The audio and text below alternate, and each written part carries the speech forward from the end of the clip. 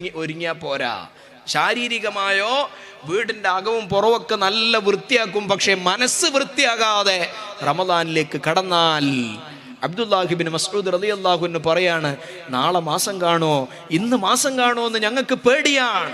കാരണം ഞങ്ങളെ കൽബ് നന്നായിട്ടില്ലല്ലോ പടച്ചോനെ. ഈ കൽബ് നന്നാവാതെ പവിത്രമായി മാസത്തിലേക്ക് ഞാൻ കടന്നാൽ എൻ്റെ റമദാന്റെ സ്ഥിതി എന്താകും അറിയൂല. റമദാന്റെ രാത്രികളിൽ ഒന്ന് കണ്ണീരൊലിപ്പിക്കാൻ കഴിയില്ല. കഴിഞ്ഞ റമദാനിന് ഖുർആൻ എടുത്തു വെച്ച് ഓതിയിട്ട് പൂട്ടിവെച്ചതാണ്. ഇന്നേ വരെ ഖുർആനൊന്നും എടുത്തു നോക്കിയില്ല. എത്ര റമദാൻ കഴിഞ്ഞാലും ഒരു റമദാനിൽ ഒരു ഖത്മ് പോലും ഓതി തീർക്കാൻ കഴിയാത്ത ഹതഭാഗ്യരായ മനുഷ്യർ നമ്മുടെ കൂടെയുണ്ട്.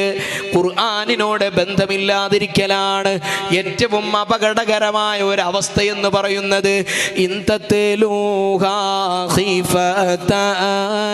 من حرنا ريلا أطفأت حرا لظى من وردك الشبيمي. നബി സല്ലല്ലാഹു അലൈഹി വസല്ലമ തങ്ങളുടെ പേരിൽ സ്വലാത്ത് ചൊല്ലുന്നത് പോലെ ദിവസവും ഖുർആനും പാരായണം ചെയ്യണം. ബുസൈരി ഇമാം പറയുകയാണ്, ആ ഖുർആനിന്റെ ആയത്തിനെ നരകത്തിലെ തീയിനെ ഭയപ്പെട്ടുകൊണ്ട് ആരെങ്കിലും ഓതിയാൽ, പടച്ചോനെ നരകത്തിലെ തീയിൽ നിന്ന് രക്ഷ കിട്ടണമെന്ന് കരുതിയിട്ട് ആരെങ്കിലും ഖുർആനിനെ ഓതിയാൽ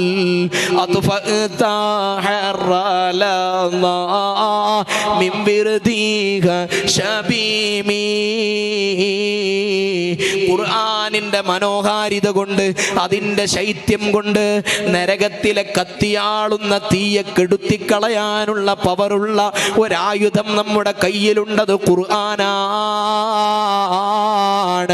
റമദാനിന്റെ മുന്നേ തന്നെ ഖുർആൻ ഓതിയിട്ട് കൽബിനെ ഹയാത്താക്കണം. ദവാഉ ഖൽബിൻ ഖംസതുൻ ഫതിലാവതുൻ ബിതദബ്ബുരിൽ മഅനാ വലിൽ ബത്നിൽ ഖലാ വഖിയാമു ലൈലിൻ വതളറുഉ ബിസ്സഹർ വമുജാലസാതു സാലിഹീനൽ ഫുളലാ. റമദാനിന്റെ മുമ്പ് ജീവിതത്തിൽ പുലർത്തേണ്ട 5 മെഡിസിനുകളെ പരിചയപ്പെടുത്തുകയാണ്. ചത്തുപോയ കൽബ് ഹയാത്തായി കിട്ടാൻ സൈനുദ്ദീൻ മഖ്ദൂം റളിയല്ലാഹു അൻഹു പറയുന്ന നിർദ്ദേശങ്ങളാണ്. അതിൽ ഒന്നാമത്തേത് ഖുർആൻ ഓതലാണ്. ദവാഉ ഖൽബിൻ ഖംസതുൻ ഫതിലാവതുൻ ബിതദബ്ബുരിൽ